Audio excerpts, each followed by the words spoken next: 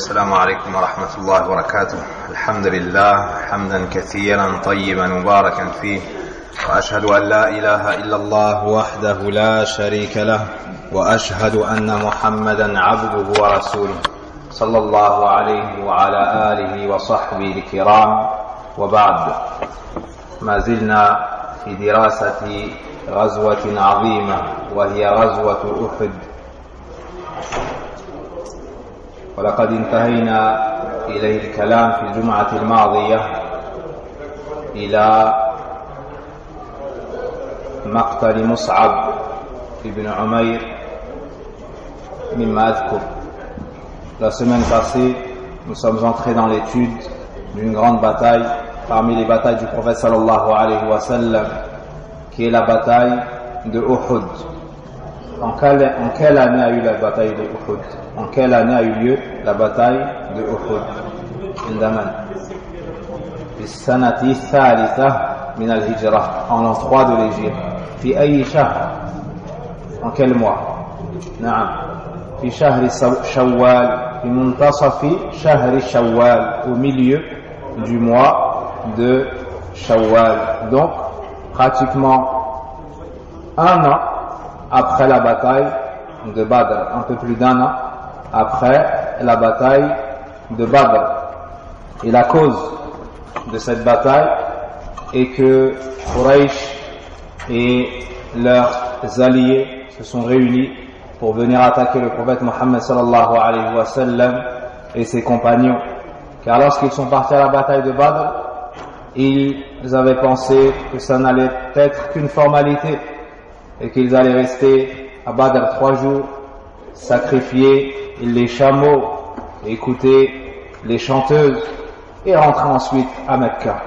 Mais Allah subhanahu wa ta'ala a décrété bien tout autrement, et ils ont été mis en déroute et sont revenus à Mecca humiliés et rabaissés, bihamdillahi tabaraka wa ta'ala. Donc ils ont voulu redorer leur blason et infliger une défaite aux croyants et se débarrasser de Muhammad sallallahu alayhi wa sallam. Abu Sufyan, qui alors était leur chef du fait que leur grand avait été tombé lors de la bataille de Badr, a donc levé cette armée et il a mis un commandant à droite et à gauche de cette grande armée de 3000 hommes, Khalid ibn Walid et Ikrimah ibn Abi Jahl. Khalid ibn Walid et Ikrimah ibn Abi Jahl radiallahu anhuma, que tous deux ont été guidés par la suite à l'islam. Walhamdulillahi Rabbil Alamin. Quant aux croyants, le prophète sallallahu alayhi wa sallam les a consultés à Al-Medina et sur le fait de rester à Al-Medina et les attendre pour combattre à l'intérieur à domicile, ou bien sortir à leur rencontre. Et beaucoup ont opté pour la deuxième éventualité, c'est-à-dire sortir à leur rencontre, car beaucoup n'avaient pas participé à la bataille de Badr, qui n'avait pas été organisée pour cela, et ils ont donc voulu prendre une place chez Allah tabaraka wa ta'ala à l'occasion de cette bataille. Ils sont donc sortis à la rencontre de l'ennemi à Médine, si ce n'est qu'en chemin, une partie qui volte-face, Abdullah ibn Ubay ibn Salul, le chef des hypocrites, s'est arrêté en chemin et a poussé les gens à revenir à Al-Medina. Wa khazala al-muslimin. Na'am, Abdullah ibn Ubay ibn Salul a trahi les croyants et a fait demi-tour avec les gens qui le suivaient, et il fut dit qu'ils étaient 300 hommes, c'est-à-dire près d'un tiers de l'armée du prophète sallallahu alayhi wa sallam. Et les croyants les ont conseillés, et il y a même 2 tribus parmi les croyants qui ont failli retourner avec eux, mais Allah subhanahu wa ta'ala les a affermis. Ensuite, ils sont arrivés à Uhud, et le prophète sallallahu alayhi wa sallam a placé donc ses compagnons d'une manière très stratégique. Ils se sont mis dos à la montagne, et face au chemin donc laissé à l'ennemi. Il restait un passage sur leur côté. Il ordonna à Abdullah ibn Jubayr et un groupe de 50 archers de prendre place sur un petit mont. Pour ne pas laisser cette brèche à l'ennemi. Ainsi, ils avaient quadrillé le terrain et avaient pris parfaitement l'ensemble des causes. Et les savants tirent de cela al-akhdhu bil asbab, le caractère légiféré de faire les causes. Wa anna hadha la yunafi at-tawakkul. Na'am, fa hadha sayyidul mutawakkilin ala Allah rabbil alamin ittakhadha al-asbab al-ma'dhunah wa shar'iyyah. Voici ici celui qui compte le mieux sur Allah Azza wa Jal et a la plus grande confiance en Allah Azza wa Jal, qui utilise les causes, qui fait les causes et qui utilise une stratégie et un plan militaire. Donc les savants tiraient de cela que de faire les causes n'entache aucunement le fait d'avoir confiance en Allah Azza wa Jal et de compter pleinement sur lui. Le prophète sallallahu alayhi wa sallam a mis une armure, il a mis un casque, Na'am ad-dir et al-mirva. Tout cela fait partie des causes. Et il a ordonné à Abdullah ibn Jubayr, Na'am, et une cinquantaine, ou bien ils étaient 50 en tout, de rester à leur place et de ne pas bouger. Qu'ils gagnent la bataille ou qu'ils la perdent, de ne pas bouger. Jusqu'à ce qu'il leur envoie une personne pour leur accorder cette permission. Donc tout cela entre dans les causes et montre le caractère authentique de la parole de Ahl Sunnati wal Jama'a dans la mas'ala de Ittihad al-Asbab. Est-ce que de délaisser les causes concrétise le tawakkul? Est-ce que le fait de faire les causes diminue le tawakkul? Ou est-ce que le fait de faire les causes légiférées et permis fait partie du tawakkul?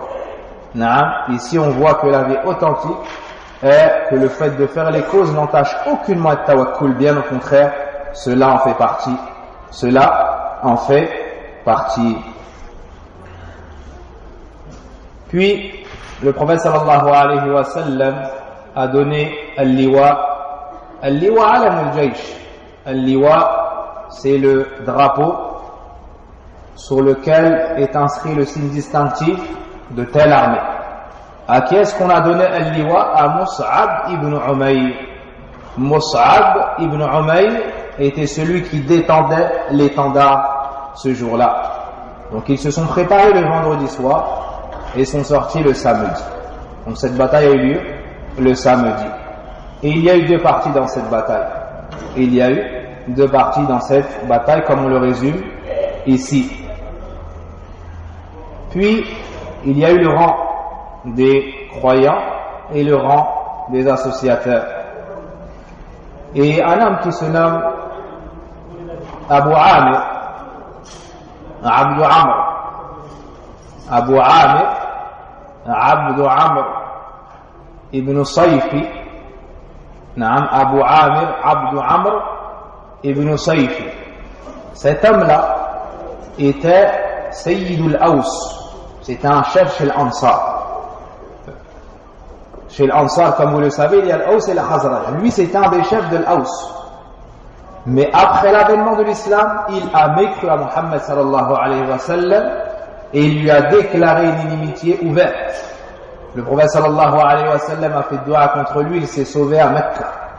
Et a monté Quraysh contre le prophète sallallahu alayhi wa sallam et poussé Quraysh à attaquer le prophète sallallahu alayhi wa sallam. Donc lorsqu'il y a eu la bataille de Uhud, lui il était avec Quraysh et a dit à Quraysh, ne vous inquiétez pas. Une fois qu'on sera face à face, je vais appeler l'Aws et ils vont nous rejoindre. Et ils vont trahir Muhammad sallallahu alayhi wa sallam. Mais Allah tabaraka wa ta'ala n'a choisi pour le prophète sallallahu alayhi wa sallam que les meilleurs. Les gens fermes, les gens sincères et véridiques avec Allah azza wa jalla. Min al-mu'minina rijal sadaqu ma ahadu Allah alayhi. Donc lorsqu'ils se sont rencontrés, il leur a dit rejoignez-moi. Il leur a dit rejoignez-moi, mais ils lui ont dit ce qu'il méritait, mais ils lui ont répondu selon ce qu'il méritait. Par la suite, le combat a commencé. Par la suite, le combat a commencé. Celui qui portait l'étendard chez les associateurs se nomme Talha ibn Uthman. Talha ibn Uthman, celui qui détendait ou qui tenait l'étendard des associateurs. Et ce dernier, plein d'orgueil et de vanité, s'est avancé à défier les croyants, si ce n'est qu'il est tombé face à Ali ibn Abi Talib, qui d'un coup l'a mis au sol et lui a enlevé sa jambe. D'un coup, il l'a mis au sol et lui a enlevé la jambe. Et lui qui parlait avec plein d'orgueil et de vanité, s'est mis à supplier Ali ibn Abi Talib au nom de leur lien de parenté, du fait qu'ils sont de Quraysh, du fait qu'ils sont proches parents, afin qu'il les parle. Et Ali ibn Abi Talib, radiyallahu anhu, malgré cela, l'a épargné. Et parmi les choses très étonnantes, cet homme qui faisait partie de Sayyid al-Aws, ou bien qui était auparavant Sayyid al-Aws, qui se nomme Abu Amr, c'était un de ceux qui détestaient le plus le prophète sallallahu alayhi wa sallam. Savez-vous qui est son fils? Savez-vous qui est son fils?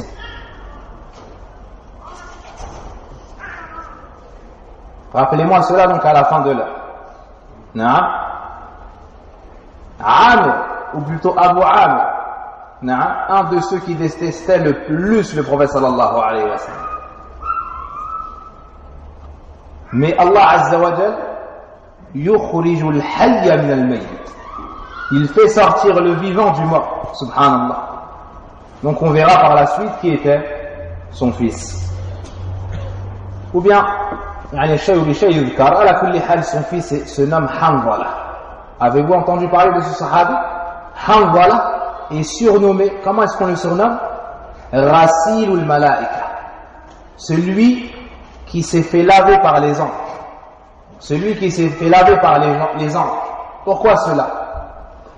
Hanzala a participé à la bataille de Uhud. Son père était en face, le pire ennemi du prophète alayhi sallam, et lui de l'autre côté avec les croyants, l'allié du prophète sallallahu alayhi wa sallam. Mais il a combattu dans cette bataille jusqu'à décéder. Le prophète sallallahu alayhi wa sallam a dit Ra'aytul malaikata tarasil. J'ai vu les anges le laver. Lorsqu'ils sont revenus à Médine, ils ont dit demander à sa famille, est-ce qu'il s'est passé quelque chose de particulier avant son départ? Et ils ont dit oui. Lorsqu'il est sorti en état de janaba.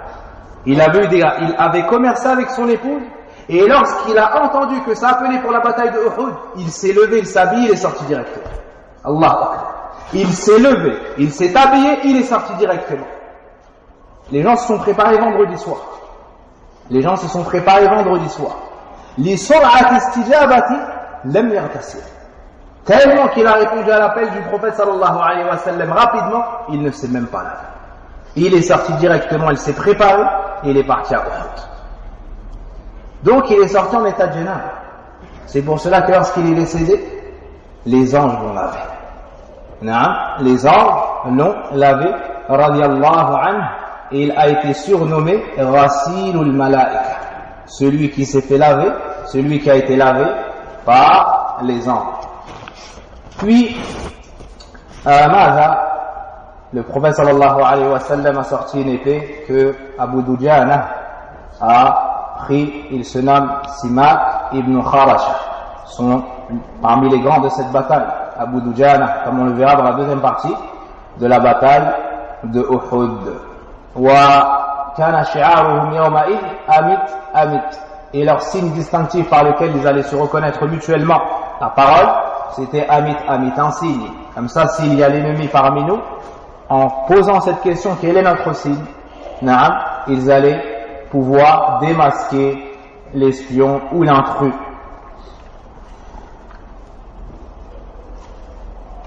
La première partie de la bataille a été remportée par les croyants.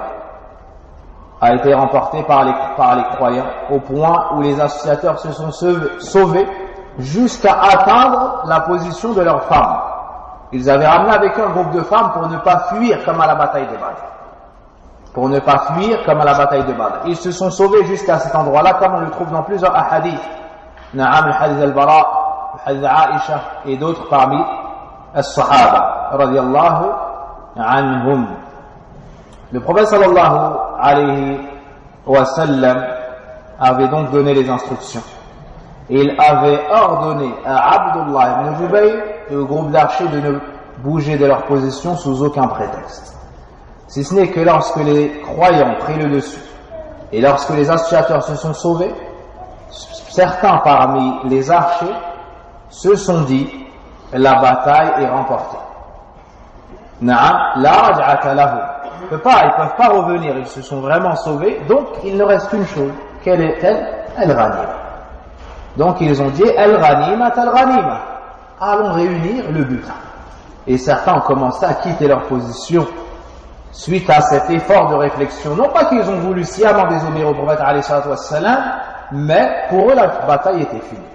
Alors Abdullah ibn Jubayr radiallahu anhu leur a rappelé l'ordre du prophète alayhi salatu wassalam, mais ils ne l'ont pas écouté. C'est alors que Khalid ibn Walid a vu cette erreur stratégique et il a fait le tour, accompagné d'un groupe d'hommes, et ils sont rentrés par cette brèche et ils ont commencé à tuer les croyants.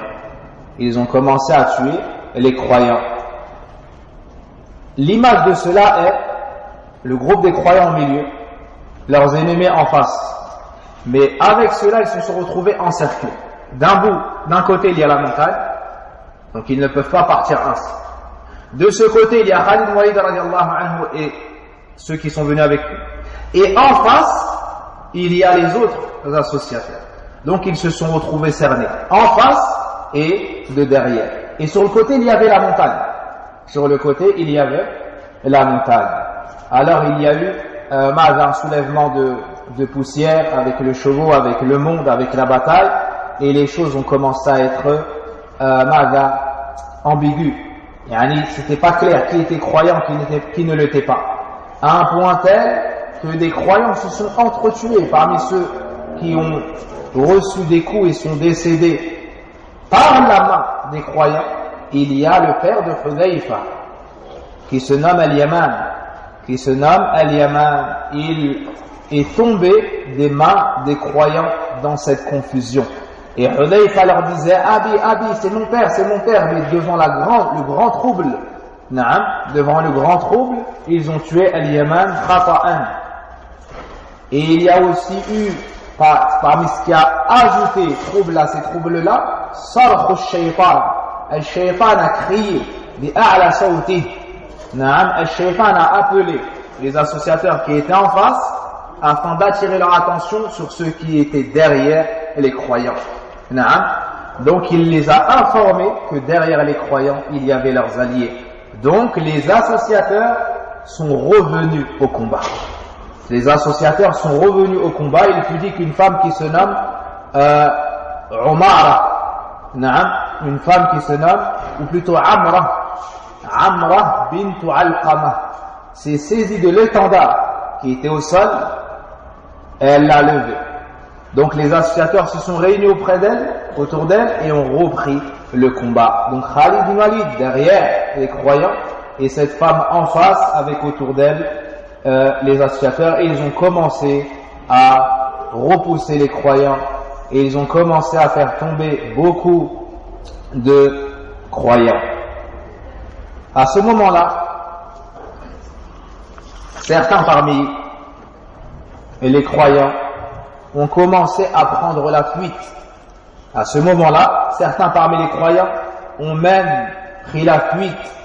Allah subhanahu wa ta'ala dans le Coran, inna alladhina tawallaw minkum yawma al-taqal jam'an innama istazallahum ash-shaytan bi ba'd ma kasabu wa laqad 'afa Allahu 'anhum inna Allaha ghafurun halim. Allah azza wa jalla nous cite cette réalité dans le Coran, mais il nous cite également la gravité de ce moment et le pardon qu'il a accordé à ses croyants. Donc il n'y a aucune porte pour ceux qui se permettent d'insulter les meilleurs de la communauté. Il n'y a aucune porte ouverte pour al-Rafida qabbahahum Allah subhanahu wa ta'ala. Il n'y a aucune porte ouverte pour al-Shi'a al-Rawafid pour parler sur les Sahaba en disant qu'ils ont fait ou ils ont fait. Allah azza wa jalla dit dans le Coran wa laqad 'afa Allahu 'anhum. Allah tabaraka wa ta'ala dit dans le Coran qu'il leur a accordé son pardon. Comment est-ce qu'après le pardon d'Allah Azza wa Jal, tu pourrais venir parler sur l'élite de la communauté alors qu'Allah Azza wa Jal les a qualifiés dans le Coran comme étant des hommes? Allah les a qualifiés dans le Coran comme étant des gens véridiques. Minal mu'minina rijal. Allah dans le Coran nous a informé qu'il leur a accordé sa satisfaction. Donc il n'est pas permis de citer en mal ne serait-ce qu'un parmi les sahaba. Ne serait-ce qu'un parmi les sahaba. وَمَنْ ذَكَرَهُمْ بِسُوءٍ فَهُوَ عَلَى غَيْرِ سَبِيلٍ. Ceci n'est pas la voie de Ahl Sunnah. Et celui qui dit que la plupart d'entre eux sont sortis de l'islam après la mort du prophète sallallahu alayhi wa sallam, فَقَدْ ارْتَدَّ عَنِ الدِّينِ عِيَاذًا بِاللَّهِ. Et celui qui dit que la plupart d'entre eux sont sortis de l'islam après la mort du prophète alayhi wa sallam, هذا كلام المنافقين. Ça c'est la parole d'un munafiq i'tiqadi. Ça c'est du kufr akbar wal iyad billah. Et celui qui parle sur les épouses du prophète alayhi wa sallam, pareillement. Quant à celui qui les dénigre dans une caractéristique, dans une sifa khilqiyya ou khuluqiyya, quant à celui qui parle en mal sur un aspect physique ou un aspect comportemental, hada fasiq. Ça c'est quelqu'un qui a fait un péché qui est très grave. Ça c'est quelqu'un qui a fait un péché qui est très grave, même si on ne dit pas que par cela il sort de l'islam. Mais ce sujet-là, il est très particulier. Sahaba, on ne les cite qu'en bien, et on les aime tous, et on ne fait que leurs éloges, et on préserve nos cœurs de toute mauvaise opinion d'eux, tout comme nous préservons notre langue de toute mauvaise parole les concernant. Ça c'est la croyance des gens de la sunna et du consensus. Parmi ceux qui ont brillé ce jour-là, il y a Anas ibn Nadr. Alors que la situation était comme vous l'avez compris, la confusion, le décès de croyants, la fuite d'autres, Anas ibn Nadr est revenu vers Quraysh. Et il a vu que les gens avaient baissé les bras. Et il leur a dit, Ma la tafa'alun. Il leur a dit, que faites-vous? Et ils ont répondu, il a été dit que Muhammad est mort, que Rasulullah sallallahu alayhi wa sallam est mort, parce que Shaitan saraha sarhatayn, parce que Shaitan a crié à 2 reprises. La première, c'est quand il a appelé les associateurs qui étaient en face pour attirer leur attention sur ceux qui étaient derrière. La deuxième, Inna Muhammadan qad qutil. La deuxième, Muhammad a été tué. Pourquoi? Pour semer le désordre chez les croyants, pour affaiblir leur cœur et pour semer la peur dans ceux-là. Donc certains avaient été touchés, bouleversés au point de ne plus combattre. Anas ibn Nadr leur a dit, qu'est-ce que vous faites? Ils ont dit, le prophète Mohammed sallallahu alayhi wa sallam a été tué. Il leur a dit, s'il a été tué, qu'est-ce que vous allez faire après? Subhanallah. N'allez-vous pas prendre le même chemin que lui? Puis il a foncé vers l'ennemi et il a vu Sa'd ibn Mu'adh. Et il a dit à Sa'd ibn Mu'adh, Inni la ajidu riha al-jannah duna Uhud. Subhanallah. Il leur a dit, je sens l'odeur du paradis en direction de Uhud. Puis il est parti vers l'ennemi. Qatalahum hatta qutil.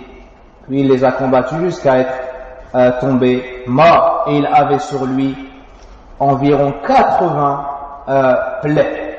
Il avait environ 80 blessures entre flèches reçues, entre coups d'épée et autres. Et personne n'a pu le reconnaître. Personne n'a pu le reconnaître si ce n'est sa sœur. Personne n'a pu le reconnaître si ce n'est sa sœur avec un signe distinctif du bout des doigts. C'est-à-dire que tout son corps était marqué. Et personne n'a pu le reconnaître si ce n'est avec un signe distinctif du bout des doigts, sa sœur. Radiyallahu anhum. Et par la suite, ou juste avant cela, le prophète alayhi salatu wassalam avait demandé aux sahaba de s'enquérir de son sujet. Ils l'ont trouvé dans ses derniers souffles et il sentait l'odeur du paradis. Il a répondu au salam du prophète sallallahu alayhi wa sallam et il a fait des recommandations aux Ansar de rester ferme et de ne jamais permettre à qui que ce soit de toucher et d'atteindre le messager d'Allah sallallahu alayhi wa sallam. Al-Zubayr ibn Awwam radiallahu anhu est un des meilleurs parmi les Sahaba radiallahu anhu. Lui était un des responsables des généraux sur un côté de l'armée des croyants. Celui qui avait le liwa était Mus'ab ibn Umayr, et il y avait un troisième de l'autre côté. Ce dernier également a été un des plus courageux durant cette bataille. Suite à cette grande confusion et au décès de bon nombre de Sahaba et à la fuite de beaucoup parmi les Sahaba radiallahu anhum, les associateurs, et ça c'est la deuxième partie de notre cours, les associateurs ont réussi à s'approcher du prophète alayhi sallam et le trouver. Ils ont réussi à s'approcher du prophète sallallahu alayhi wa sallam et le trouver. Ils se sont approchés de lui et ils ont tout fait pour l'assassiner. Et le prophète sallallahu alayhi wa sallam les a combattus. Et il y avait autour de lui que 10 personnes. Lorsqu'ils l'ont combattu, il ne restait autour de lui que 10 personnes. 7 parmi l'Aus et 3 autres personnes.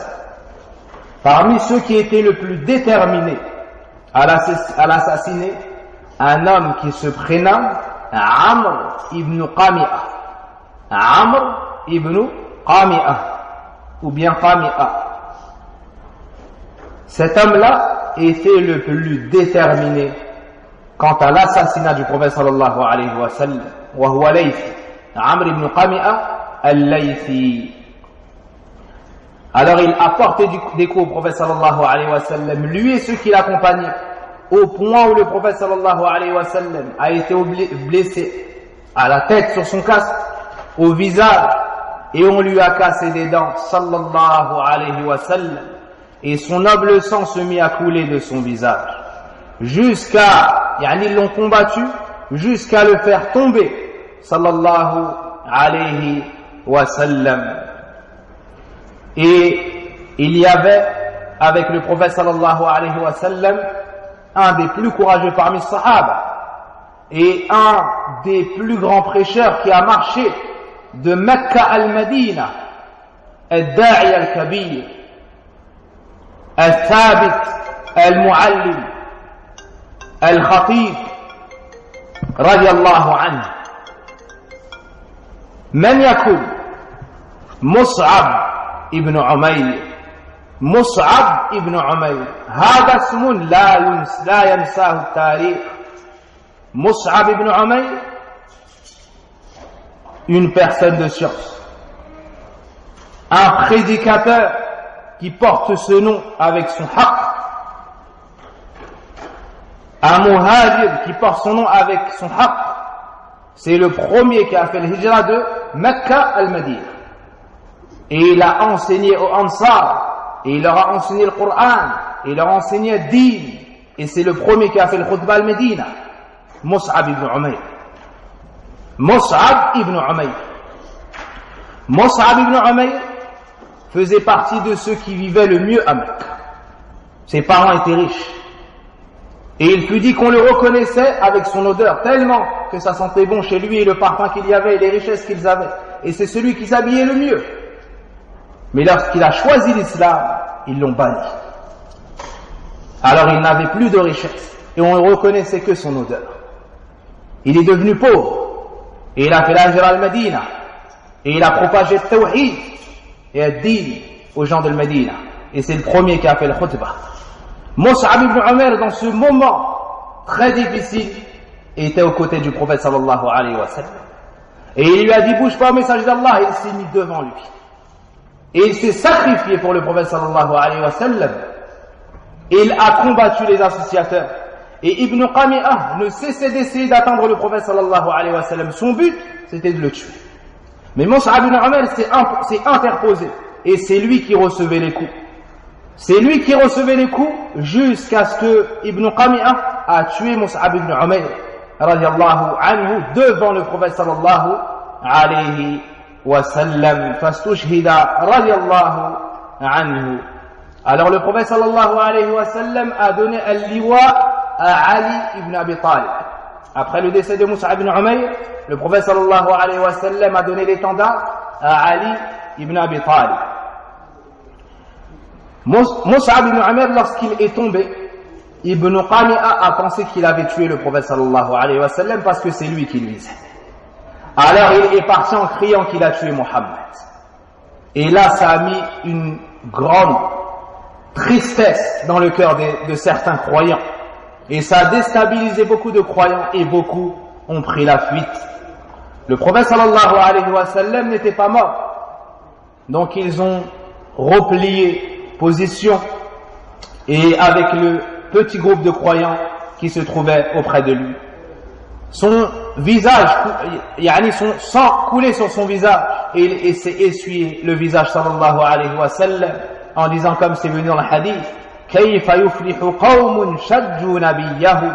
Comment est-ce qu'un peuple pourrait réussir après avoir blessé son prophète? Hada istib'ad. Comment est-ce qu'il pourrait, c'est-à-dire loin d'eux est la réussite? Celui qui leur a été envoyé en tant que miséricorde pour les mondes, celui qui est venu pour les faire sortir des ténèbres vers la lumière, celui qui sacrifie son temps et sa vie pour les faire entrer eux au paradis, voici la rétribution que vous lui accordez. Comment est-ce que vous pouvez y réussir? Mais subhanallah, allamul ghuyub. Suite à cela, Allah Azza wa Jalla a révélé un verset qui est une leçon de tawhid. Allah lui dit: Laysa laka min al-amri shay. Tu n'as aucune part dans cette chose. C'est-à-dire tout l'ordre est chez Allah subhanahu wa ta'ala. Laysa laka min al-amri shay. Aw yatuba alayhi aw yu'adhibahum fa innahum zalimun. Allah Azza wa Jalla a révélé: tu n'as aucune part dans cet ordre. Soit Allah les châtie, soit il leur pardonne. Ils sont certes injustes, ou plutôt soit il leur accorde le pardon, le repentir, soit il les châtie, ils sont certes injustes.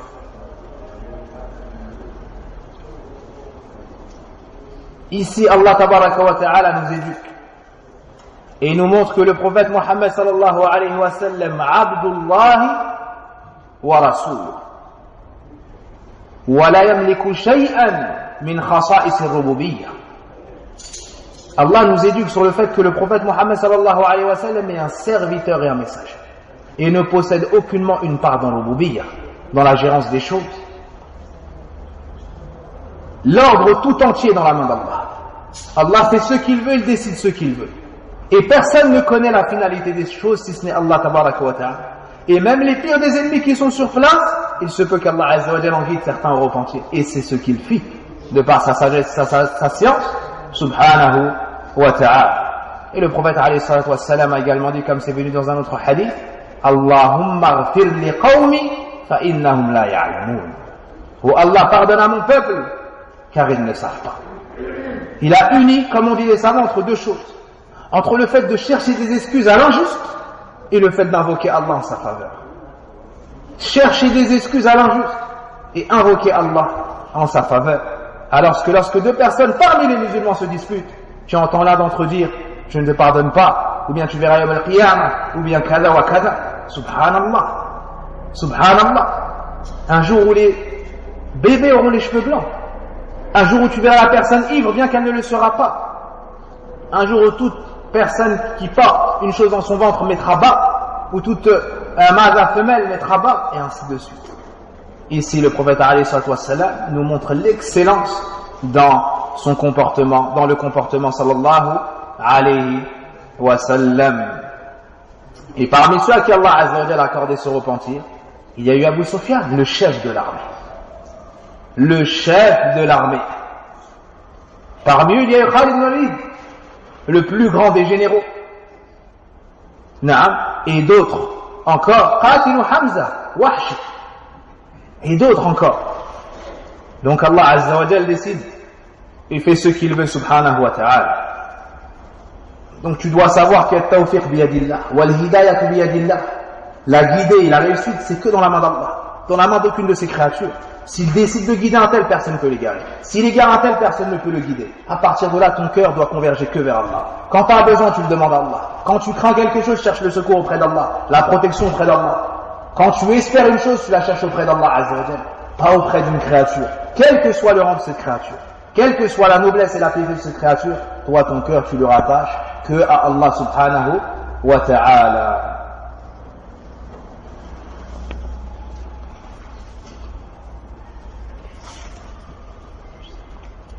Par la suite, le prophète sallallahu alayhi wa sallam s'est retrouvé avec Talha ibn Ubaydillah.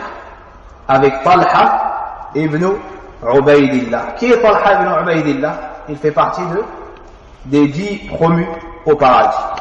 Il fait partie des 10 promus au paradis. Suite au coup qu'avait reçu le prophète sallallahu alayhi wa sallam, donc ils avaient replié leur position et s'étaient mis un peu plus en sécurité. On a vu que le prophète sallallahu alayhi wa sallam avait les extrémités de son casque qui lui étaient rentrées dans la joue et que des dents lui avaient été cassées et que son sang coulait. Donc ça, c'était son état sallallahu alayhi wa sallam suite au coup qu'il avait reçu, des coups d'épée au visage. Des coups d'épée au visage sallallahu alayhi wa sallam. Et dans cela il y a une grande faïda pour Ahl al-Tawhid, c'est que le prophète sallallahu alayhi wa sallam bashar, c'est un humain, il saigne comme l'humain saigne et il a mal et il souffre comme l'humain a mal et souffre, donc il ne mérite pas l'adoration. Seul Allah azza wa jalla mérite d'être adoré. Il ne mérite pas de dua, ni le khawf, ni le raja, ni le tawakkul, ni le dhabh, ni le nadr, ni aucune forme d'adoration, parce qu'il est humain et il est mortel. Sallallahu alayhi wa sallam. Donc, les extrémités de son mirvar, de son casque, lui étaient rentrées dans les joues des suites des coups portés par l'ennemi. Et de ses dents étaient tombées. C'est alors que Abu Ubaïda, qui se trouvait également avec lui, Abu Ubaïda bin Jarrah, c'est un des meilleurs parmi les Sahaba. Et un de ceux que le prophète sallam aimait le plus. Et il fait partie des 10 promis au paradis également. Qu'est-ce qu'il a fait? Il est venu, il a attrapé le prophète sallallahu alayhi wa sallam et de ses propres dents, il lui a redressé son mirfar. Toi, tu aurais besoin d'une pince et ça serait difficile. Lui, il n'a pas hésité à utiliser sa mâchoire et utiliser ses dents pour lui sortir l'extrémité du casque qui lui était rentrée dans la joue. Que s'est-il passé lorsqu'il a essayé de faire cela? Il lui a enlevé le premier bout de fer, il s'est cassé la main. Puis il lui a enlevé le deuxième bout de fer, il s'est cassé le deuxième dent. Radiallahu anhu. Radiallahu anhu. C'est ainsi qu'ils ont aimé le prophète sallallahu alayhi wa sallam. C'est ainsi qu'ils ont aimé le prophète sallallahu alayhi wa sallam. Ils ont porté sa religion. Ils ont défendu sa religion. Ils ont porté le prophète sallallahu alayhi wa sallam. Ils ont défendu le prophète sallallahu alayhi wa sallam. Pas avec des prétentions. J'aime le prophète sallallahu alayhi wa sallam. Ensuite, t'es pas au salawat. J'aime le prophète sallallahu alayhi wa sallam. Ensuite, tu peux pas t'asseoir 1 heure pour apprendre le tawhid wa sunnah. J'aime le prophète sallallahu alayhi wa sallam. Ensuite, t'arrives pas à arriver à l'heure 2 jours de suite à un cours d'arabe pour comprendre les paroles du prophète sallallahu alayhi wa sallam. J'aime le prophète sallallahu alayhi wa sallam. Et tu ne veux pas mémoriser 10 ahadith arba'in nawawiyya. J'aime le prophète sallallahu alayhi wa sallam. Et tu ne veux pas étudier sa langue. J'aime le prophète sallallahu alayhi wa sallam. Et ensuite, lorsqu'il y a une divergence entre Ahlul Sunnah et Ahlul Bid'ah, t'es dans le camp de Ahlul Bid'ah. Non. L'amour du prophète sallallahu alayhi wa sallam a des signes. قل إن كنتم تحبون الله فاتبعوني يحببكم الله ويغفر لكم ذنوبكم والله غفور رحيم. Dis si vous aimez Allah, suivez-moi. Allah vous aimera alors il vous pardonnera vos péchés. Si tu aimes le prophète sallallahu alayhi wa sallam, tu apprends qui il était. Tu apprends ce à quoi il a invité. Tu marches sur ses pas. Tu aimes sa sunnah, tu aimes sa famille, ses proches. Tu suis sa voie, t'adores Allah azza wa jalla comme il l'a fait. Naam, tu te soumets à ses ordres, tu t'éloignes de ses interdits, tu crois en ses dires, tu propages son digne et tu fais devancer ses ordres sur tes passions. Et tu aimes ceux qui suivent sa sunna, même s'ils sont loin de toi, ils n'ont pas la même langue que toi. Et tu détestes ceux qui ont innové dans sa religion, même ils font partie des tiens, et ils ont la même langue que toi. Tu fais le wala al-bara sur la sunna du prophète sallallahu alayhi wa sallam si tu l'aimes réellement. Si tu l'aimes réellement. Et ils ont accusé Cheikh Mohammed ibn Abdul Wahhab rahimahullah ta'ala de ne pas aimer la famille du prophète alayhi salatu wa sallam. Il leur a dit, comment s'appellent vos enfants? Et chacun a dit, mon fils s'appelle comme ça, comme ça. Il a dit, moi, tous mes enfants, ils font partie d'Ahlul Bayt. Tous les noms que j'ai donnés à mes enfants font partie des enfants d'Ahlul Bayt. Naam. Et un des mashayikh était un jour en voiture avec Cheikh Rabi' ibn Hadi, hafidahullah ta'ala wa shafah. Et il lui a dit, ya Cheikh, parce qu'il avait entendu des rumeurs, et c'est toujours le cas chez Ahlus Sunnah. Et chez les ulama de Ahlus Sunnah, particulièrement les savants du hadith. Naam, qui dévoilent la awra d'Ahlul Bid'ah. On ment sur eux, on les dénigre, on les salit pour qu'on s'éloigne de leur voie. Mais Allah Azza wa Jalla les préserve et élève leur renommée comme il a fait avec le prophète sallallahu alayhi wa sallam. Cet homme-là qui à l'époque était un élève lui a dit, ya Cheikh, il est en voiture avec Cheikh Rabi'. Cheikh Rabi' conduit. Et il dit, ya Cheikh, est-ce que tu aimes le prophète Mohammed sallallahu alayhi wa sallam? Cheikh a failli faire un accident tellement la question était grave. Il a failli faire un accident tellement que la question était grave. Il a dit, comment tu me demandes ça? Il a dit, parce qu'on entendait nous avant sur vous que vous aimez pas la famille du prophète sallallahu alayhi wa sallam. Il lui a dit, comment s'appellent tes enfants? Il lui a dit, comme ça, comme ça. Il lui a dit, j'ai des épouses. Mon premier fils s'appelle Mohammed et mon premier fils de l'autre épouse s'appelle Mohammed aussi. Hein? Ça, c'est des signes de l'amour du prophète sallallahu alayhi wa sallam. Même leurs enfants, ils les ont appelés par son prénom ou par les prénoms de la famille du prophète sallallahu alayhi wa sallam. Donc cet amour, ça ne doit pas être des prétentions, ça doit se voir sur toi, dans ton apparence, dans ton comportement, dans ta façon de parler, dans ton amour pour l'ilm, dans ton amour du hadith, dans ton amour de la sunna, des gens de la sunna, du ulama de la sunna, dans ton amour des assises de science, dans ton comportement. Tu dois suivre le prophète sallallahu alayhi wa sallam dans tout. Ça, c'est l'amour du prophète alayhi wa sallam. Abu Ubaïda ibn al-Jarrah, regardez comment il a aimé le prophète alayhi wa sallam. Au point de se casser les dents pour lui. Non, on ne te demande pas de te casser les dents. On te demande de craindre Allah Azza wa Jalla et de suivre sa sunna. Wallahu musta'an. Par la suite, il a donc eu des dents cassées. Et on appelle celui qui a à la base ce défaut Al-Ahtam, Naam, mais Subhanallah, Al-Azim. Ils ont dit que cela ne faisait que l'embellir. Il avait des dents cassées des suites de cela, mais ils ont dit wa kana hada yuzayyinuhu. Mais cela sur lui c'était une beauté. Naam, c'était une beauté. Cheikh Abd al-Razzaq al-Abbad, hafidahullah ta'ala, explique cela. Comment ça une beauté? Il avait des dents cassées, c'était une beauté. Il dit naam, pourquoi? Parce que tous ceux qui voyaient ses dents, il y avait l'histoire ensuite cette qissa. Naam, tous ceux qui voyaient ses dents, par la suite, avaient eu connaissance de cette histoire-là. Alors sa langue, ça ne faisait que l'embellir. Ça, c'est des dents qui ont été fi sabilillah. Ce sont des dents qui ont été fi nusrati rasulillah. Ce qui sont tombés, nusratan li rasulillah sallallahu alayhi wa sallam. Par la suite, le sang du prophète sallallahu alayhi wa sallam s'est mis à couler. Il s'est mis à couler. Alors, Malik ibn Sinan, qui est Malik ibn Sinan radiallahu anhu? Hein? Malik ibn Sinan, c'est le père d'un sahabi connu, un rapporteur de hadith. C'est le père d'Abu Sa'id al-Khudri. Hein? Malik ibn Sinan, c'est un sahabi. Et son fils aussi, un sahabi très connu, Abu Sa'id al-Khudri. Malik ibn Sinan est venu. Il a aspiré la plaie du prophète sallallahu alayhi wa sallam et afin de stopper son hémorragie et de soigner le prophète sallallahu alayhi wa sallam. Une seconde fois, les associateurs ont réussi à atteindre le prophète sallallahu alayhi wa sallam et il ne restait avec lui, autour de lui, que 10 hommes. Parmi eux, Talha ibn Ubaydillah. Parmi eux, 7 personnes parmi Al-Aws. Parmi Al-Aws. Alors, ils se sont avancés vers le prophète sallallahu alayhi wa sallam et leur seul but était son assassinat.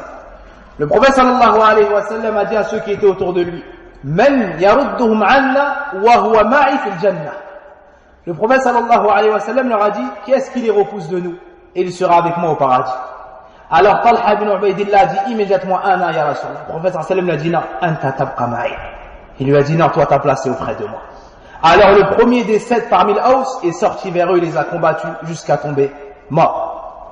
Ensuite, le prophète sallam a redit cela. Le deuxième, Talha ibn Ubaydillah dit Ana ya Rasulallah, moi au message d'Allah. Le prophète lui a dit non, toi tu restes à mes côtés. Alors le deuxième parmi les Ansar est sorti, il les a combattus jusqu'à ce qu'il est tombé. Alors le troisième, le quatrième, le cinquième, le sixième, jusqu'au septième. Jusqu'au septième.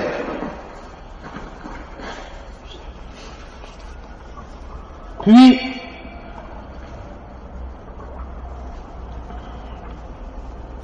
Talha ibn Ubaydillah a demandé la permission au prophète sallallahu alayhi wa sallam. C'est alors qu'il s'est avancé et a combattu les associateurs et à lui seul il les a repoussés. Et à lui seul il les a repoussés radiallahu anhu. Bitawfiqin min Allah wa mad wa quwwa min Allah subhanahu wa ta'ala. Allah tabaraka wa ta'ala lui a donné force et réussite. Et il a tellement frappé l'ennemi de sa main et a tellement reçu de coups que des suites de cela, sa main a été paralysée. Des suites de cela, shullat yadu Abi Talha radiallahu anhu.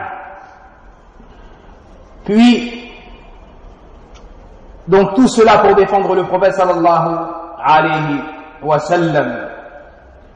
Ikhwani al-kiram, إذا كان الصحابة رضي الله عنهم قد ضحوا بالنفس والنفيس لنصرة دم وحياة رسول الله صلى الله عليه وسلم، ألا نقوم نحن بطلب العلم لننصر سنته ودينه؟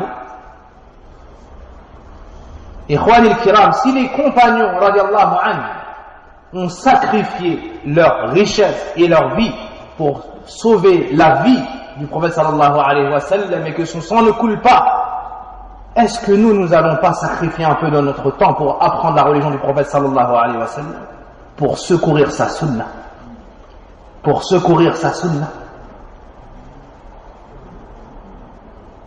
et pour réfuter toute personne qui entachera la pureté de la sunna du prophète sallallahu alayhi wa sallam? Wallahu al-musta'an. Parmi ceux qui étaient proches du prophète sallallahu alayhi wa sallam à ce moment, il y a eu Abu Dujan. Vous vous souvenez qui est Abu Dujan? Celui qui avait pris l'épée. Lorsque le prophète sallallahu alayhi wa sallam a dit qui va prendre cette épée, tout le monde a tendu sa main, puis il a dit man ya'khudhu bi haqqihi. Tout le monde a retenu sa main sauf Abu Dujan. Abu Dujana est encore une fois présent. Abu Dujana, qu'a-t-il fait à ce moment-là? Un acte de bravoure après lequel il n'y a plus d'acte de bravoure. Il s'est mis devant le prophète sallallahu alayhi wa sallam et a utilisé son dos comme bouclier pour le prophète sallallahu alayhi wa sallam. Et l'ennemi lançait les flèches et l'ennemi tentait d'assassiner le prophète sallallahu alayhi wa sallam, et il nous a été rapporté qu'il ne bougeait même pas son dos. Il recevait des flèches et il ne bougeait même pas son dos. Radiallahu anhu. Parmi ceux qui étaient auprès du prophète sallallahu alayhi wa sallam, Sa'd ibn Abi Waqqas. Sa'd ibn Abi Waqqas fait partie des meilleurs parmi les sahaba. Sa'd ibn Abi Waqqas était très habile au tir à l'arc. Alors il s'est mis à prendre son arc et à viser l'ennemi de ses flèches. Et qui est-ce qui lui donnait de sa noble main les flèches? C'était le prophète sallallahu alayhi wa sallam. Le prophète sallallahu alayhi wa sallam lui donnait les flèches et il lui disait Irmi ya Sa'd, irmi fidaka abi wa ummi. Il lui disait vise-les, que mon père et ma mère te soient donnés en rançon. Et ici il y a la grande place et la grande valeur de Sa'd ibn Abi Waqqas. Et ce hadith est rapporté par le Bukhari et Muslim. Et parmi ceux qui ont été touchés, il fut dit qu'un homme a été touché parmi les sahaba, Qatada ibn Nu'man. Qatada ibn Nu'man. Il a été touché à l'œil au point où son œil est sorti de l'orifice. Il a été touché à l'œil durant le combat au point où son œil est sorti de l'orifice. Il est venu tenant son œil sorti auprès du prophète sallallahu alayhi wa sallam. Et ce dernier l'a pris et lui a remis en invoquant Allah Azza wa Jal pour lui. Et par la suite, cet œil qui est sorti était en meilleure santé que l'autre. Il était en meilleure santé que l'autre. Wa fil isnad maqal. Et comme nous l'avons dit, beaucoup avaient fui et certains étaient revenus et d'autres n'avaient pas quitté leur position, d'autres avaient arrêté le combat. Parmi ceux qui ont été touchés, Abdurrahman ibn Awf. Et là on a beaucoup de noms parmi les 10 qui ont été promus au paradis. Abdurrahman ibn Awf fait partie également des 10 qui ont été promus au paradis. Il a été blessé et il avait plus de 20 blessures. Il avait plus de 20 blessures. Parmi ces blessures, il a eu des blessures à la jambe. Donc, il s'est mis à boiter des suites de la bataille de Uhud. Et il n'a cessé de boiter jusqu'au jour où son âme est sortie. Il n'a cessé de boiter jusqu'au jour où son âme est sortie.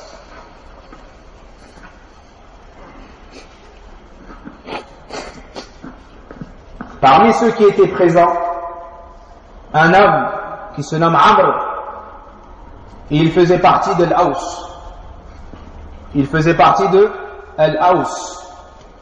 Cet homme-là avait une particularité. Quelle est sa particularité? C'est qu'il c'est un homme qui est intéressé par l'islam mais n'est pas entré en islam. Lorsqu'il est venu à Al-Madina, il n'a pas trouvé les gens. Il a dit où sont-ils? On leur a dit à la bataille de Uhud. Il se passe telle chose et telle chose et telle chose. Alors il les a rejoints à Uhud.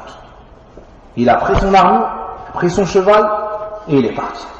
Quand il est arrivé, il a voulu combattre, ils lui ont dit reste à ta place. Parce que c'est pas un musulman en apparence. Il leur a dit amantu billah. Il leur a dit j'ai eu foi en Allah. Alors il est rentré dans le combat, il a combattu à leur côté et il a été blessé. Alors il a été porté et ramené dans sa famille après le combat. Puis on envoya chez lui questionner sa famille. Pourquoi est-ce qu'il s'est retrouvé là? Est-ce qu'il est venu combattre parce qu'il y a des gens de sa famille ou pourquoi? Parce que certains venaient combattre mais hamiyatan, na'am, yani ta'assuban ou autre. Alors il a dit non, moi je suis venu parce que j'ai eu foi en Allah et en son message. Et peu de temps après il est décédé. Peu de temps après il est décédé et il n'avait jamais prié une seule raka'a. Il n'a jamais prié une seule raka'a. Mais Allah Azza wa Jalla l'a guidé à cela. Parmi ceux qui ont participé à cette bataille, Abu Amr ibn Jamuh. Abu Amr ibn Jamuh, quelle est sa particularité? Il boitait. Il boitait. Et celui qui boite, est-ce qu'il est obligé d'aller dans l'armée? Non, il fait partie de ceux qui, yani ahl al-a'zar, ceux qui sont excusés. Mais lui n'a pas voulu prendre cette excuse. Et il n'a pas accepté de rester à Al-Madina parce qu'il était handicapé. Il a insisté et s'est rendu à la bataille. Et il a combattu jusqu'à décéder. Mais cette histoire ne la cite pas pour ça. Il a posé une question au prophète sallallahu alayhi wa sallam. Savez-vous quelle est cette question? Il a dit ya Rasulallah, in wati'at qadami al-jannah abi arjati hadi. Il a dit au messager d'Allah, tu vois mon état, je suis handicapé. Si je rentre au paradis, est-ce que ma jambe boiteuse pourra poser son pied au paradis? Allah Akbar. Yani le paradis c'est que pour la perfection, c'est que pour les gens purs. Mais moi, je suis handicapé. Est-ce que ce pied-là pourra poser son pied au paradis? Le prophète lui a dit bien sûr. Et il a combattu jusqu'à décéder dans cette bataille. Radiallahu anhu. Et de là, tu comprends une faïda très très importante. C'est que le vrai handicap, comme a expliqué Cheikh Abdelrazak al-Badr, c'est pas le handicap physique qui t'empêche de faire des choses de dunya. C'est le handicap dans ton dîn qui t'empêche d'obéir à Allah Azza wa Jalla. Si tu n'arrives pas à adorer Allah Azza wa Jalla, voici l'handicap. Tu n'arrives pas à te lever pour prier Allah Azza wa Jalla, voici l'handicap. Tu n'arrives pas à mettre un pied devant l'autre pour venir au masjid, voici l'handicap réel. Quant à celui à qui il manque une jambe, quant à celui qui porte des lunettes, quant à celui qui voit mal, quant à celui qui est handicapé de la main, du bras ou autre, ou qui ne voit pas, comme après la semaine dernière il a assisté au cours, il est aveugle et il ne peut pas venir au cours. mais un frère était de repos, il a pu l'amener au cours. Qu'est-ce qu'il a dit, ce frère-là? Il a dit, je demande à Allah Azza wa Jalla de le faire entrer au paradis afin qu'on puisse voir votre visage. Subhanallah. Ça, ce frère-là, il est handicapé, il est aveugle, il vient jusqu'à notre masjid, il a dars. Wallahi, nous, on est handicapés. De par les péchés qui nous ont souillés. Quant à cette personne-là, qui est aveugle et qui se déplace jusqu'au masjid, yusalli ma'ana, wa yahduru ad-dars ma'ana, comment est-ce qu'on pourrait dire de lui qu'il est handicapé? Nous, on voit et on n'ouvre pas le mushaf pour lire le Coran. Comment est-ce qu'on pourrait dire de lui qu'il est handicapé? Yasma' le Coran, et nous, avec nos yeux, on n'aftah le mushaf. Qui est l'handicapé? Qui est l'handicapé? L'handicapé, c'est celui dont les passions l'ont empêché d'obéir à Allah Azza wa Jalla. L'handicapé, c'est celui dont les passions l'ont empêché de délaisser la désobéissance. Wallahu al-musta'an.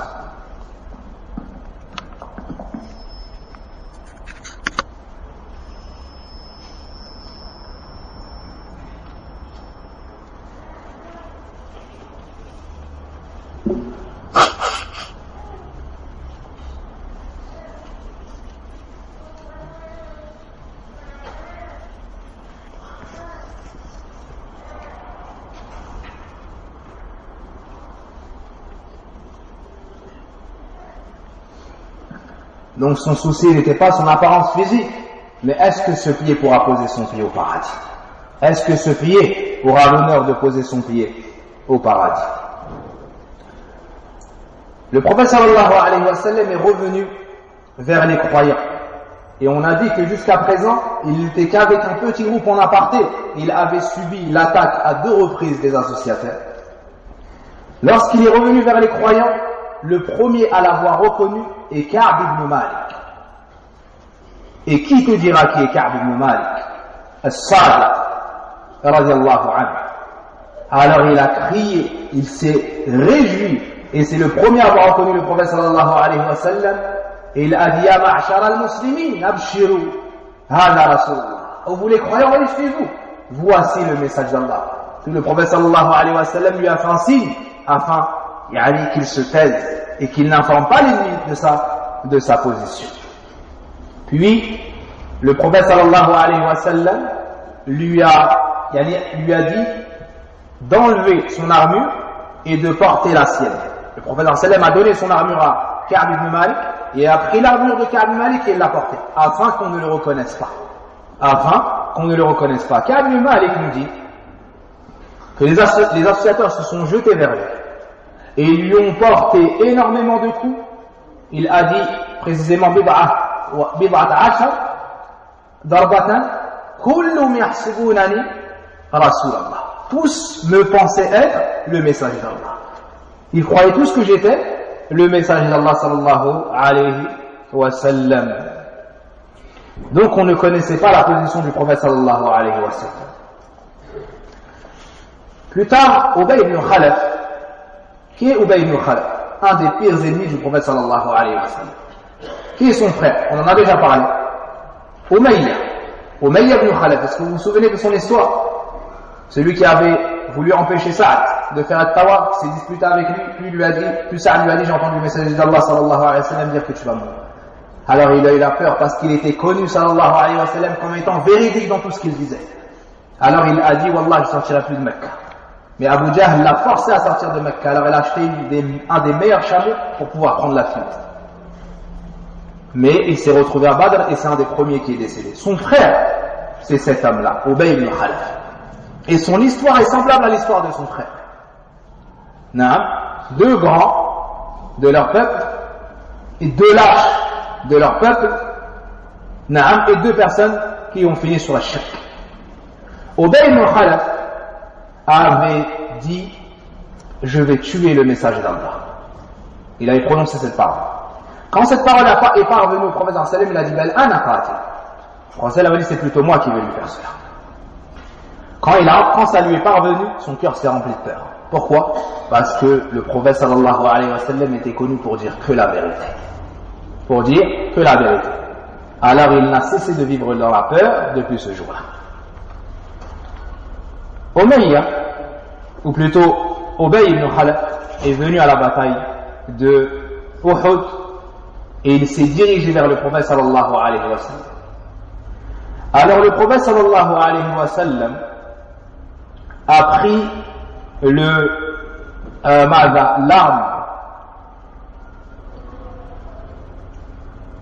de la main de l'Harith.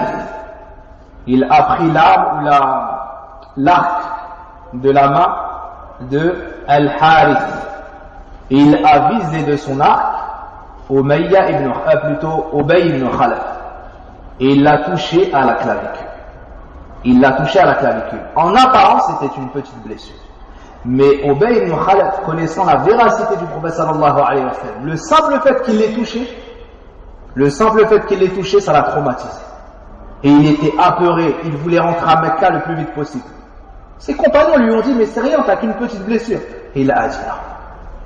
Si cette blessure avait été partagée sur l'ensemble, ça aurait tué l'ensemble. Il est revenu à Mecca et plus tard, des suites de cette petite blessure, il est décédé. Des suites de cette blessure, il est décédé. C'est le seul qui nous a été rapporté qui a été décédé des suites d'un coup du prophète sallallahu alayhi wa sallam. Maintenant, une question ouverte qu'on adresse. Qui est l'homme sanguinaire? Celui qui, dans la guerre, a tué un homme qui venait pour le tuer et dont les compagnons décèdent devant lui en sang, ou bien ceux qui ont décimé des populations entières et envahi des pays entiers et ont fait couler le sang de leurs hommes. Qui est le plus à même de recevoir cette appellation? Porter une religion sanguinaire, meurtrière et ce genre d'appellation. Voici le messager d'Allah, le messager de l'islam.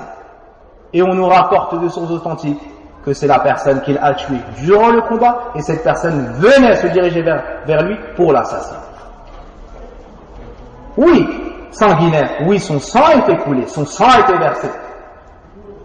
Quant au fait que lui est opprimé, il n'a jamais opprimé un enfant, à défaut d'opprimer une autre personne. Sallallahu alayhi wa sallam. Ali ibn Abi Talib est venu avec de l'eau pour donner à boire au prophète sallallahu alayhi wa sallam. Il n'avait rien trouvé, alors il a mis cela dans un petit récipient. Mais le prophète sallallahu alayhi wa sallam ne l'avait pas bu parce que l'eau avait changé. Alors il a utilisé cette eau pour nettoyer son sang et nettoyer son visage. Mais le sang coulait et ne s'arrêtait pas. Alors Fatima, j'ai oublié avant cela, ils ont changé de position et il y avait un rocher à escalader. Le prophète sallallahu alayhi wa sallam, qui était très fort, affaibli de par ses blessures et affaibli de par l'armure qu'il portait, il n'a pas réussi à escalader. Alors Talha radiallahu anhu s'est assis devant le prophète sallallahu alayhi wa sallam et a mis son dos tel un escabeau. Il a mis son dos tel une marche pour que le prophète sallallahu alayhi wa sallam marche sur son dos pour pouvoir escalader ce rocher. Par la suite, l'heure de la prière est arrivée. Fatima radiallahu anha est venue pour soigner son père radiallahu anha sallallahu alayhi wa sallam, mais en lavant sa blessure, ça ne faisait qu'augmenter l'écoulement du sang. Qu'est-ce qu'elle a fait? Elle a pris une botte de paille, une chose semblable, elle l'a brûlée. Et lorsque c'est devenu tel de la paille mâchée, elle l'a appliquée sur les blessures du prophète sallallahu alayhi wa sallam, et ça a bien pris et ça a stoppé l'écoulement de sang. Radiallahu anha. Puis l'heure de la prière est venue. Le prophète sallam a réuni les croyants et ils ont fait salat al-jama'a. Allahu akbar, Allahu akbar, Allahu akbar. Ils ont fait salat al-jama'a pendant la bataille de Uhud. Et le prophète sallallahu alayhi wa sallam, tellement faible et touché, il a prié assis. Comment se fait-il que nous soyons en bonne santé et on ait du laxisme dans la préservation de la prière en groupe? Voici nos ancêtres pieux qui font la prière en groupe pendant la bataille de Uhud. Ils voient leurs proches tomber devant eux et ils font la prière en groupe dans la bataille de Uhud. Ça, c'est la place de Salat al-Jama'a dans le cœur des Sahaba dans le cœur du prophète sallallahu alayhi wa sallam. Tant qu'il y a un souffle dans le corps, tant qu'il y a l'âme dans le corps, ils font salat al-jama'a. Ça c'est une leçon pour nous. Ça c'est une leçon pour nous. Savoir qui sont les hommes. Savoir qui sont les hommes. Tu reconnais l'homme selon sa salat. Selon sa salat.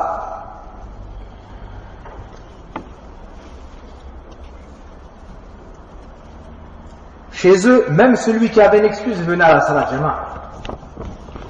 Certains étaient aveugles et ils participaient à la salat al-jama'a. Et comme on a vu ici, certains étaient boitaient, certains boitaient et ils sont venus à Ghazwat Uhud. Et la bataille s'est arrêtée ainsi. La bataille s'est finie ainsi. Les assaillants ont rebroussé chemin et ils ont pris la direction de Mecca. Le prophète sallallahu alayhi wa sallam a envoyé Ali ibn Abi Talib afin de regarder leur position. S'ils se dirigent vers telle direction, ça veut dire qu'ils rentrent à Mecca. S'ils se dirigent vers telle direction, ça veut dire qu'ils veulent repartir à Al-Madina pour nous toucher dans notre mal. Lorsqu'ils se sont assurés qu'ils rentraient bien à Mecca, le prophète sallallahu alayhi wa sallam s'est occupé des défunts. S'est occupé des défunts.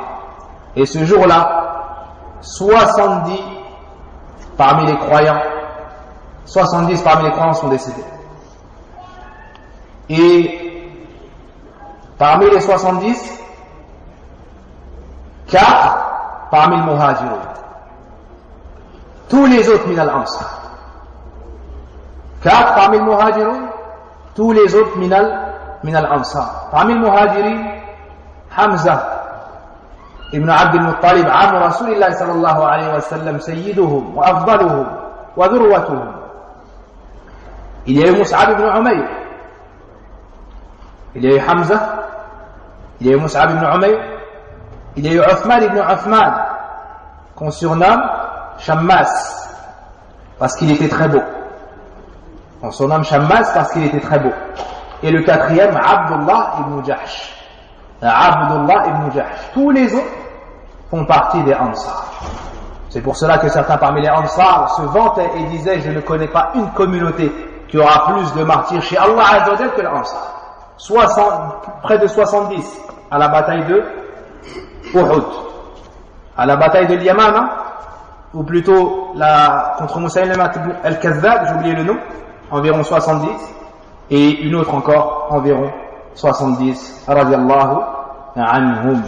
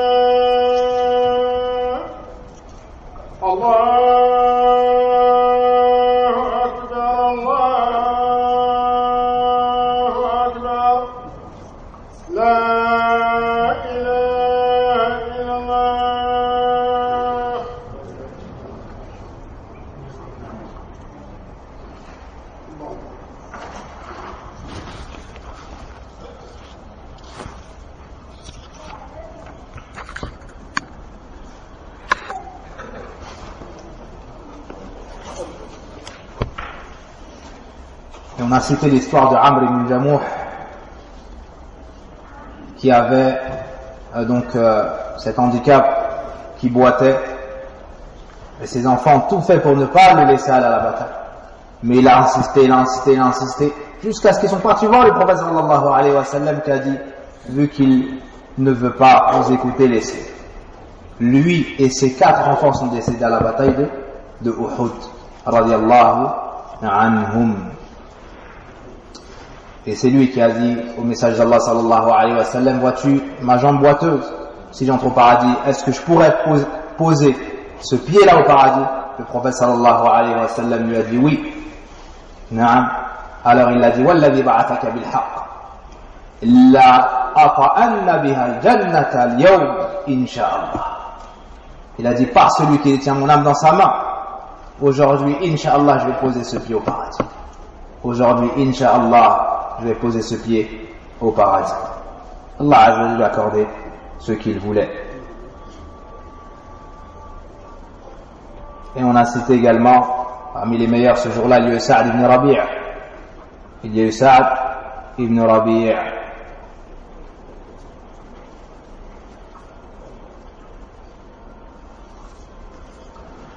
Quant aux associateurs, 22 d'entre eux sont décédés ce jour-là. 22 d'entre eux sont décédés ce jour-là. Abu Sufyan radiyallahu anhu, avant de partir, a appelé les croyants et les têtes d'entre eux. Il a commencé à dire Aïna Muhammad. Tout le monde s'est tué. Parce que le prophète sallam a interdit de parler. Puis il a dit Aïna Abu Bakr. Tout le monde s'est tué. Aïna Omar. Tout le monde s'est tué. Puis il a dit Amma ha'ula faqad qutilu. Quant à ceux-là, ils sont tous morts. Ici, avant de continuer, il y a la fi fadilatu sayyida kuhuri ahli jannah Abu Bakr wa Omar. Ici, il y a le mérite évident d'Abu Bakr et Omar, dans le fait qu'ils étaient tout le temps avec le prophète sallallahu alayhi wa sallam. Au point où Abu Sufyan, qui n'est pas encore musulman, appelle le prophète sallallahu alayhi wa sallam directement, il appelle Abu Bakr et Omar. Ici, il a la place d'Abu Bakr et Omar parmi l'ensemble de Sahaba. Puis Omar n'a pas pu patienter et il lui a dit Kadhabt, tu mens ou bien détrompe-toi, ceux que tu viens de citer sont bel et bien en vie. Puis il leur a dit nous sommes quittes. Et ils ont répondu non, vos défunts sont au paradis et les vôtres sont en enfer. Puis il a dit lana al-Uzza wa al-Uzza lakum. Al-Uzza, c'est une de leurs divinités, une de leurs plus grandes divinités, qu'ils ont tiré du nom d'Allah Azza wa Jalla, al-Aziz, le puissant. Et l'adorant d'Allah tabaraka wa ta'ala. Et c'était un ensemble de nakhalat, c'était une palmeraie et un arbre avec un arbre plus particulier où il y avait une jinniya. Et auprès d'elle, ils recherchaient l'aide et la puissance. Et ils entendaient des voix et les chiatines jouaient avec eux. Et après le fait, le prophète sallallahu alayhi wa sallam a envoyé les sahaba pour détruire al-Uzza. Et Maza, l'un parmi les sahaba, j'ai oublié, peut-être Khalid ibn Walid. Khalid ibn Walid, qui, subhanallah, ce jour-là était fi saf al-mushriki. Au final, c'est lui qui a détruit al-Uzza. Il est parti, il a coupé les arbres en revenant. Le prophète sallam lui a dit, moi, ça n'a attaché, il n'a rien fait. Alors il est reparti, il a vu une jinniya à se sauver. Il l'a rattrapé et il a dit certains vers de poésie. Et il lui a dit, Maza taqriban, kufranaki la subhanaki, inni qad ra'aytu la qad ahanaki. Il lui a dit quelques paroles dans lesquelles il montre qu'Allah Azza wa Jalla l'a humilié puis il a tué cette jinniya.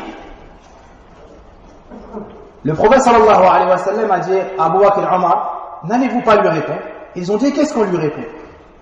Il leur a dit, dites, Allahu mawlana wa la mawla lakum.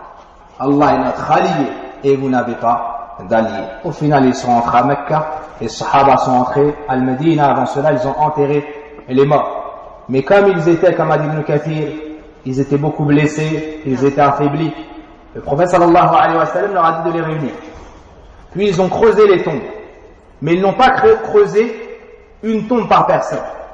Dans une seule tombe, par moment, ils en mettaient plusieurs. Ils en mettaient un ou ils en mettaient deux. Naam.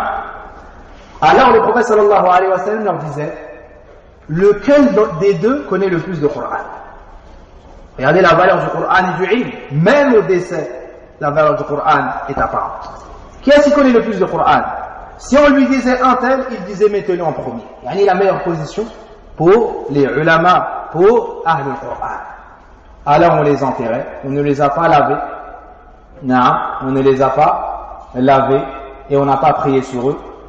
On les a enterrés ainsi, comme a expliqué Ibn Kathir, rahimahullah ta'ala.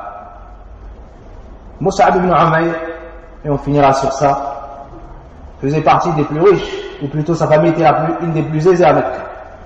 Ce jour-là, quand il fallait le couvrir, ils ont dit on ne lui a trouvé qu'un seul vêtement. Il n'avait qu'un seul vêtement. Si on le couvrait jusqu'au visage, ça découvrait ses pieds. Et si on couvrait ses pieds, ça découvrait son visage. Alors le prophète sallallahu alayhi wa sallam a dit couvrez la partie supérieure, donc couvrez jusqu'à son visage, et mettez sur ses pieds des fougères ou l'idkhir, je ne sais pas comment ce qu'on traduit. L'idkhir c'est une sorte de plante. C'est ainsi que sont entrés par la suite les croyants. Et il y a de nombreuses leçons dans Ghazwat Uhud. Parmi les plus grandes leçons, le fait qu'Allah tabaraka wa ta'ala met la sunnah de secourir les croyants tantôt et de les laisser en difficulté tantôt. Pour pas que ne se mélange à eux ceux qui n'en font pas partie. Si les croyants avaient toujours la réussite, les hypocrites seraient restés toujours avec les croyants. Mais comme Allah Azza wa Jalla les teste et les éprouve, ça purifie le rang des croyants. Parmi les sagesses de Uhud, le fait que de faire une désobéissance au prophète sallallahu alayhi wa sallam, même minime aussi minime soit-elle, peut avoir de lourdes conséquences. Comme lorsque les archers sont descendus de la bataille, de la montagne ou du mont, beaucoup sont décédés parmi les croyants. Et aussi le fait que les hypocrites, leur nom n'amène rien de bon aux croyants. Et leur retrait ne diminue rien chez les croyants. Abdullah ibn Ubay ibn Salul a rebroussé chemin avec un grand nombre, mais ça n'a pas affaibli les croyants. Au contraire, ça les a purifiés.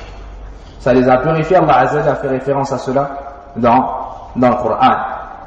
Et aussi le décès de Hamza ibn Abi Talib et la grande tristesse du prophète sallallahu alayhi wa sallam. Et même le prophète sallallahu alayhi wa sallam est triste quand il y a un décès. Donc tu as le droit d'être triste quand il y a un décès, même de pleurer, mais il ne faut pas te plaindre, ou il ne faut pas crier, ou se déchirer les vêtements, et se plaindre du décret d'Allah tabaraka wa ta'ala. Mais tu peux pleurer, ou tu peux être triste, et tu dis que ce qui plaît à Allah. Wallahu a'lam, wa sallallahu wa barik ala nabiyyina Muhammadin wa ala alihi wa sahbihi ajma'in. Et il y a aussi et surtout la grande place des Sahaba. Walhamdulillah, alladhi bi ni'matihi tatimmu as-salihat.